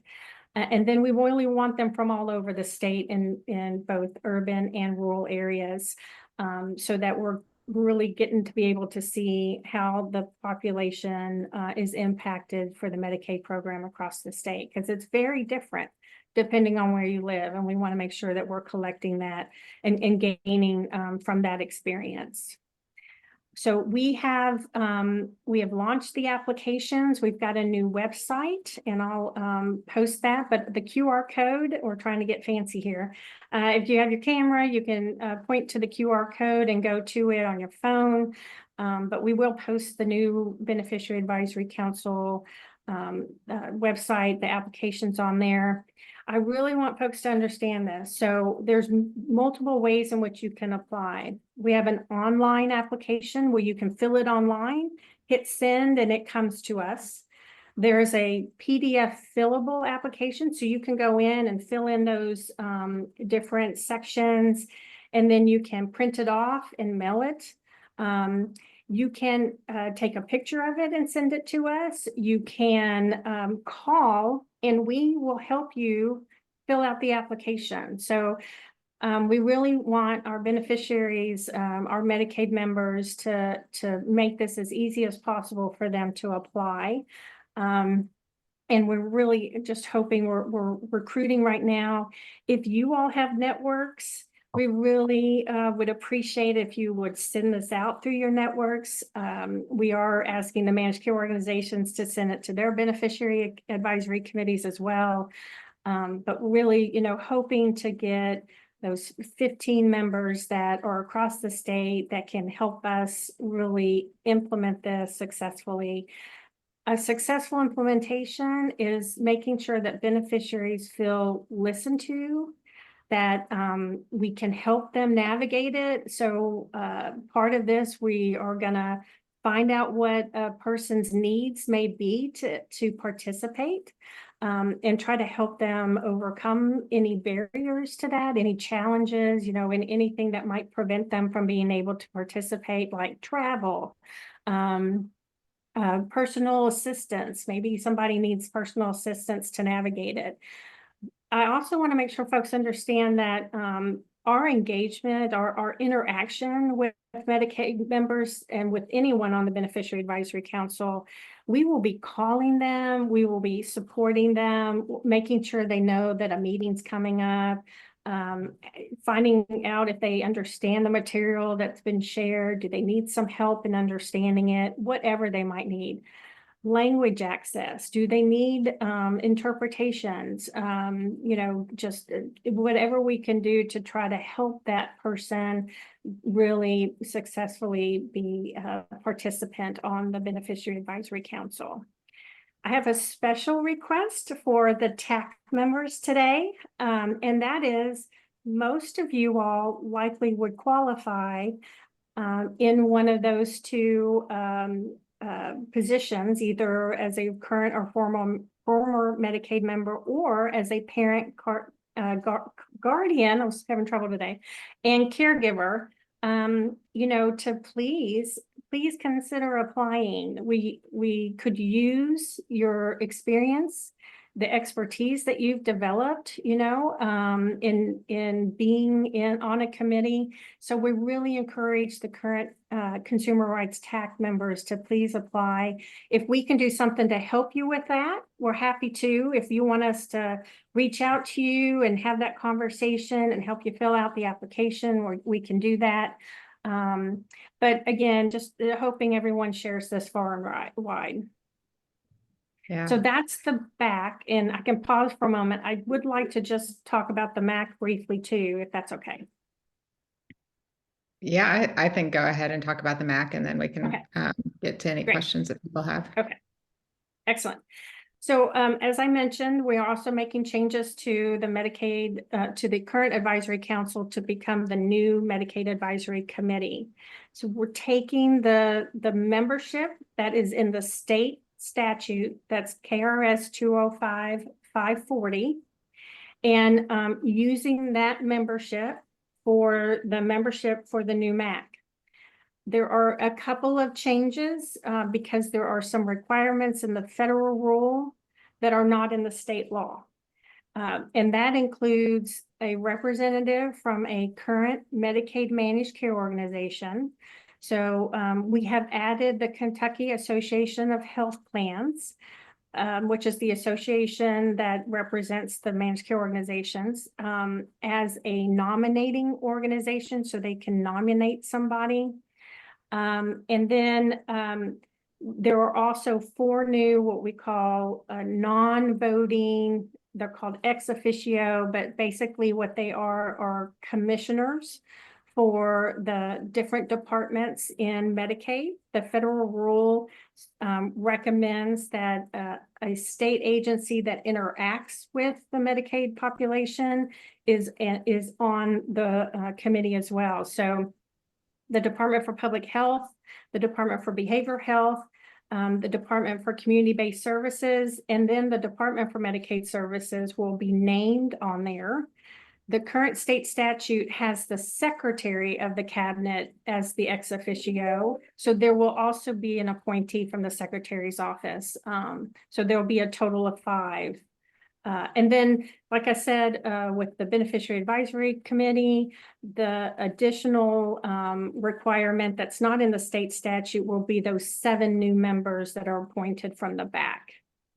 We will also be staggering the new terms for the MAC as well, so that we don't have everyone reappointed at the same time. And so there will be 2-year, 3-year, and 4-year terms that as appointees as the commissioner appoints those new folks, they'll be giving a new term.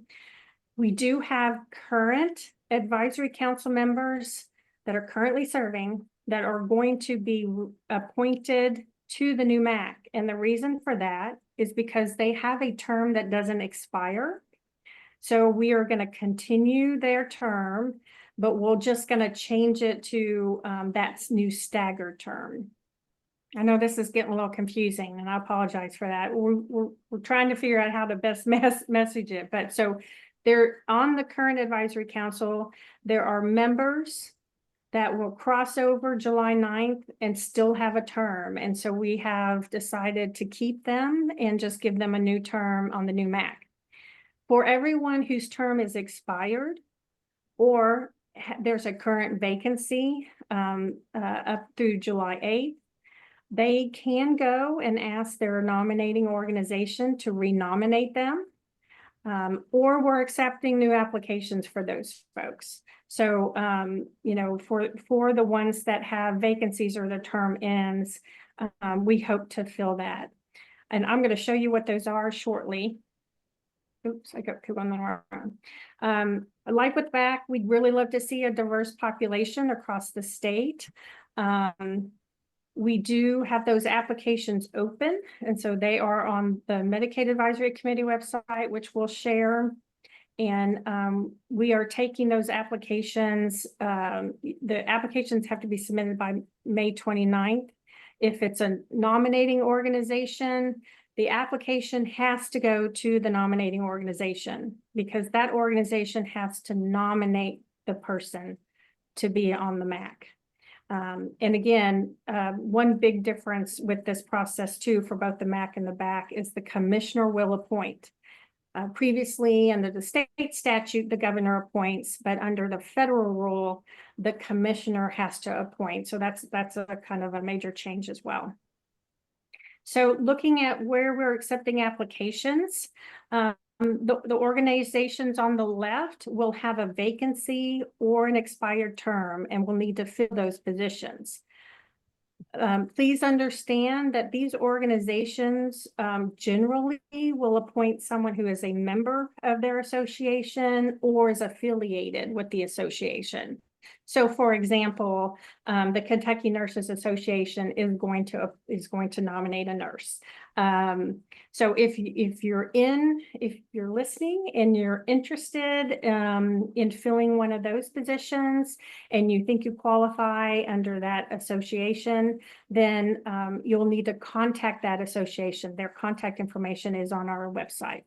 On the right-hand side are direct applications that if you're interested in serving on behalf of either someone returning to society from incarceration, or if you want to represent women, you can send that MAC application directly to us, and that does not have to go through a nominating organization.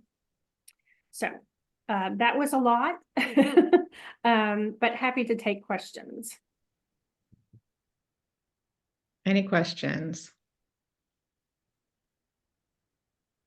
I do just want to echo what Veronica said and encourage everyone to apply or to share with your networks. One thing that I think we need to, I think, discussed this previously. The consumer TAC and the BAC are going to essentially be serving a very similar purpose. And so while the consumer TAC is still in statute and will remain that way unless there's action taken in a future session, I think that it probably makes the most sense for us, once the BAC is up and running, to suspend our meetings and to, just sort of look at the BAC as being the new advisory council for consumer involvement and input.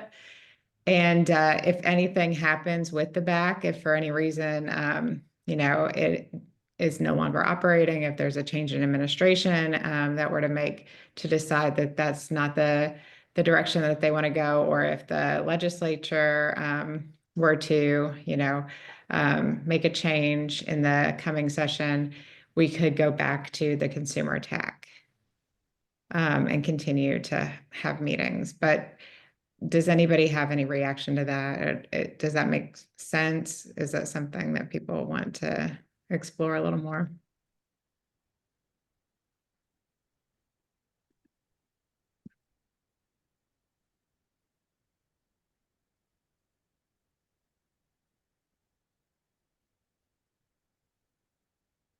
All right, hearing nothing, I'm going to assume that everybody is on board with the idea of suspending the consumer TAC once the BAC, the Beneficiary Advisory Council, is up and running.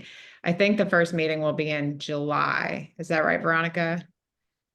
Likely September, because September. we'll appoint by July 9th. But the other critical piece here is we're gonna ask the members who are appointed what date works for Scheduling you. meetings. So Which is the appropriate thing to do, yeah. yeah, and we figure to get them, we're gonna have a training for them to help them understand what the back is and what, you know, what resources are available. So we wanted to kind of give enough time to do that. And then, so probably September would be the first meeting of the back. Okay, then I would anticipate, unless anyone feels differently, that we would have our June and August meetings.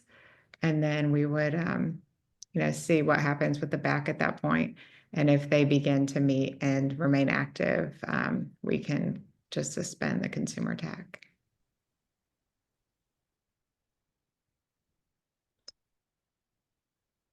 All right, well, definitely visit those web pages and share that information out. The amount of time that we have to, you know, nominate ourselves or others, or, you know, encourage others to apply is very short. It has to be by May 29th. So definitely don't wait too long. Our next item here is autism therapy, and this is something that Melanie wanted me to add to the agenda. And thank you. And I've just in terms of the back, I was struggling because I didn't see how this segment of the population was meaningfully included. So but I have to think about it a little bit more. Okay. But the thing that I had shared with Emily was there was an article from Henderson, Kentucky, and it might go along with what is happening where the different Medicaid waivers, like the home and community-based waiver and Michelle P., they're having individuals that are not meeting level of care. And correct me if I'm wrong, because I'm been known to be wrong quite a few times, but it sounds like that the cost for covering different kinds of interventions or therapies that are specific to autism, that Medicaid doesn't automatically cover all the cost to have that be able to be provided to a child. And it's usually individuals that have a medical diagnosis of, I'm going to call it level 3 autism. They go through that process for assessments, and then there's recommendations made by the developmental pediatrician, and oftentimes the therapy, the applied behavior analysis, is recommended at that point in time. And so it coincides with what's happening at the Medicaid waiver place, where these children and youth are not meeting the level of care, and they're not getting their waiver services. They're losing their spot, for lack of a better way to put it. And with the growing incidence of, because of what came out with most recently was that now the incidence rate is 1 in 31 of individuals that have some aspect of autism. You know, I don't know quite what's going on, but when I read the article, I shared it with Emily because I had concerns about it. And I don't know that I asked to have that put on the agenda so that there could be some additional discussion about that in the future. Because like what is going on? Because these are children and youth that have received the Medicaid waiver, the 1915C waivers for several years, and then all of a sudden, out of the blue, they no longer meet level of care. So it just raised a big question mark for me, and that's what prompted me to pass the information on to Emily. Does that make sense?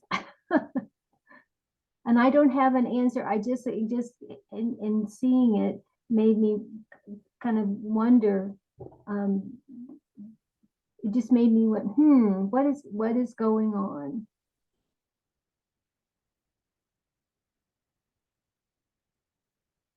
Oh, Veronica, you're on mute. Thought I clicked it. I think that's a fair question. And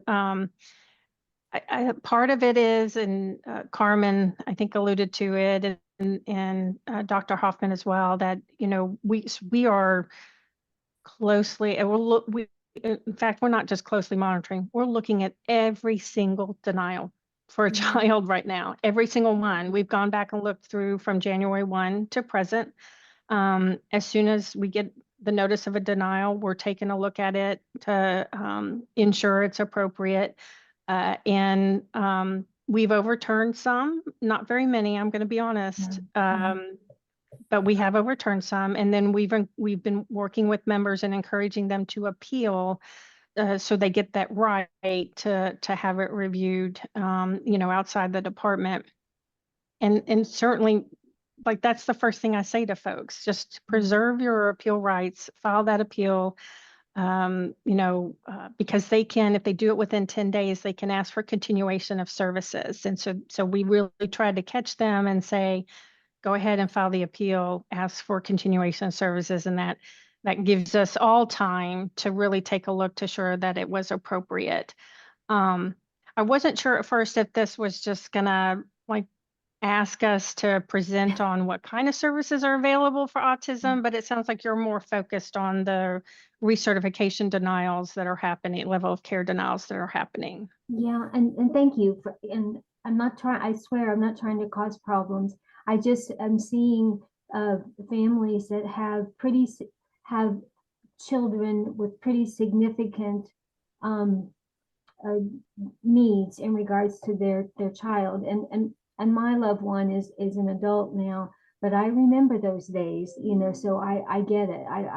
I want to be respectful to what their needs are, and years ago I helped to be a part of a group that got, because at that way back when those kind of therapies were not even approved, years ago. So that's kind of how things have happened. But what I'm worried about is, and what I've seen is that these are families that got the waiver, and I'm not sure which one, and they were on it for several years, and then all of a sudden nothing really changed over the time, other than the child was older, and all of a sudden, for some reason, the level of care, they didn't meet the criteria. So that's what prompted me to send it to Emily and say, what is going on about all this? And because these are, I mean,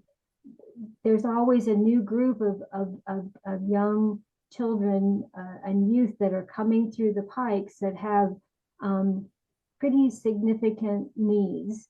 And and granted, autism is a spectrum, and I want to be very respectful about everybody that falls at different places, and there's different interventions and therapies that are covered that can really provide help. And schools are now being more inclusive in terms of the interventions that they're providing. But what I worry about is, maybe a single parent or a family that doesn't have a lot of resources, that was dependent upon the services that the Medicaid waiver could provide, and all of a sudden, kind of out of the blue, they no longer meet the level of care, and that breaks my heart, because I want them to have,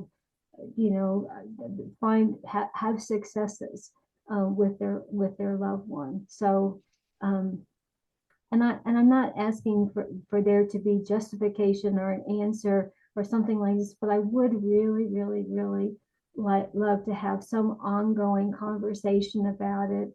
And I'd be glad to meet with anybody. I just I'm concerned, as a caregiver, as a parent, as an advocate in the state. And if there's a way that we can help, whether it's through this group or through the back, that would be my prayer. So Yeah, I think it's difficult because every case is different. yes, Like yes, we always try to remind folks, there's plenty that are getting approved. yes. And thank you But for that. you don't hear about those because Right. they got approved. But you have hopefully everyone knows that Governor Bashir, Secretary Freelander, Commissioner Lee, and our entire team are all about ensuring services and trying to keep people covered and give them access to the services they need. So we completely understand that concern, and which is why we're just closely, reviewing to make sure that they're appropriate. Yeah. I think so the challenge is, just to be candid, is that's really hard to convey to folks to understand that, because all they hear is that somebody with autism or Down syndrome have been kicked off of the waiver. And there's so much more to that, and making sure that, it's appropriate. We still have to, there is a criteria that has to be applied, and we're still required by CMS to ensure that is appropriately applied, and that, folks are truly eligible for those very competitive slots, because there's not, we don't, we have wait lists. And so that makes it incredibly important for us to ensure that really the folks that are eligible are accessing the services in the slot. Yeah, and I wish there was I mean, it's a challenging scenario, and I respect what your response. And the information that I received was coming from the lens of a caregiver, parent, that side of things. And so obviously they want their loved one to have a quality life, just like Absolutely. all of us. And so, and they deserve a quality life. yeah, Absolutely. so I don't know the answer, because these are things that cost money, and also you have to have professionals or providers within the state that can provide it. So it really is a conundrum. But my prayer would be that this conversation could continue, because I don't know that I'm the expert that should be at the table with this, but I do think that it to be respectful of the people that live all throughout the state of Kentucky that happen to have a similar, medical diagnosis as what someone I care about has. The journey is challenging, and just trying to find a way to help them help that loved one to have as good a life as possible. Thank you.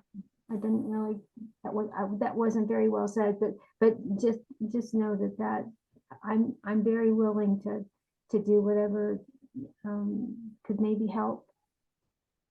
Melanie, I really appreciate you bringing this to the TAC. I think it's an important topic for us to continue keeping on the agenda for now. I know we are just over time, and so I'm sorry that we haven't had as much time for discussion about this as I had hoped, but I will include it on the next agenda. And if you have specific questions, but that you want to get answered, or if more education would be helpful, like a presentation, we could request that. Those are just some thoughts. I'll kind of plant with you, and then whenever I circulate the agenda for the next one, you can let me know exactly what you want to include. As far as general discussion, I think we can skip over that. Recommendations, I don't have any. Does anyone else? I know I'm speeding things up a bit, but want to respect everyone's time. I will be representing the consumer TAC at our upcoming MAC meeting, which is next week. And you see the schedule for our remaining meetings. We will at least be meeting, well, is that the June and August? Yes. June and August will be the two meetings that we have before the BAC would actually become active. So with that in mind, we can absolutely continue some of these conversations for the next 2 meetings. Anything before we adjourn? All right. Well, thank you all again for your time. Good to see everyone. And I will see you all in June, if not sooner. Bye. Thanks, Mel, everyone. thanks, Emily. Bye. Everybody have a good afternoon. You too, Erin.